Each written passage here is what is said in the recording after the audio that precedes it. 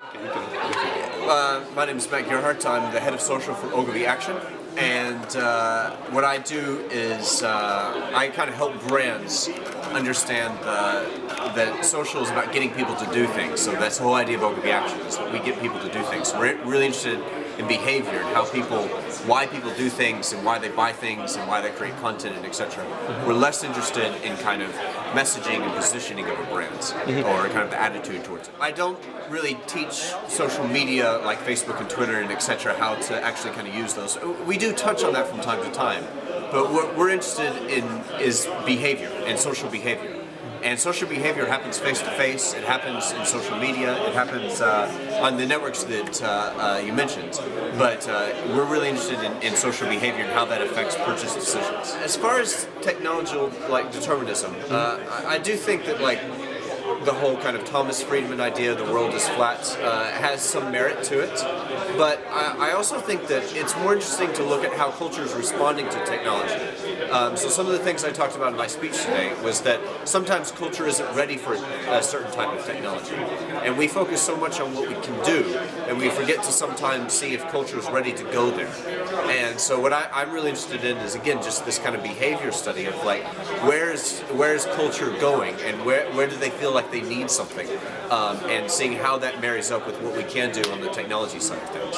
So as far as technology determinism, I think that some cultures, like in Africa, are ready to kind of skip right ahead to their mobile phone being their wallet, their camera, their calendar, all of these things kind of all at once. Whereas other cultures are kind of that have credit cards and other forms of payment are being a little bit more hesitant on it. So there's a degree of yes, but there's also a degree of no. And I think the no comes actually more from the culture and the behavior than just the technology possibilities. The hardest thing about social media as a whole is that brands have seen it as they've seen media buys in the past. So they were able to know that this episode of Friends gets 3.4 million people, and so therefore it is valued at X. And because we can measure the audience size. The hardest thing about digital, not just social, but digital as a whole, is that it's much harder to measure audience size or predict audience sizes, especially as impressions lie in kind of different ways.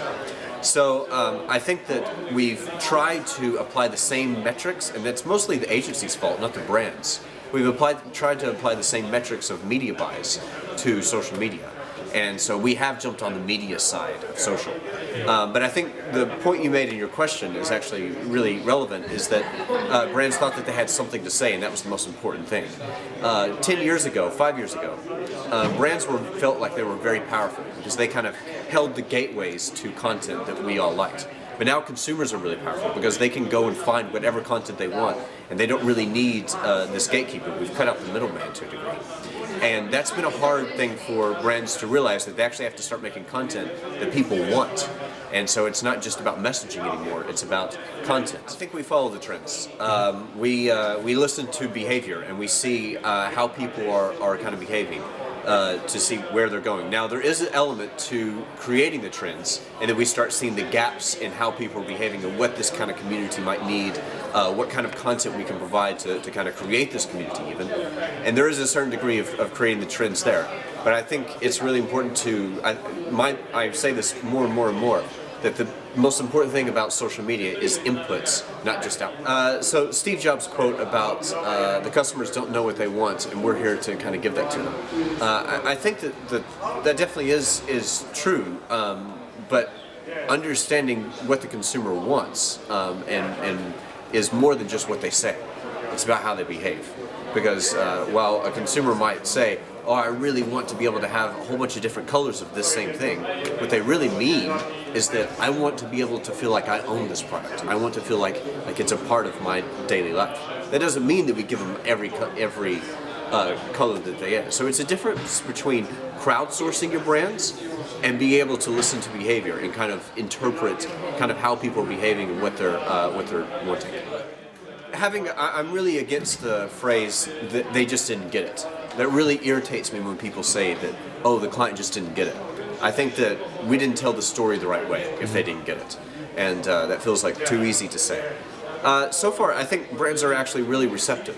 I think that they feel that they're in transition, and they're trying to learn how to make that transition, and they're trying to they realize that we're experimenting, and some experiments are going to go wrong, some experiments are going to go right, and it's kind of and also the economic climate is quite risky at the moment. So how much are you willing to experiment is kind of a big question.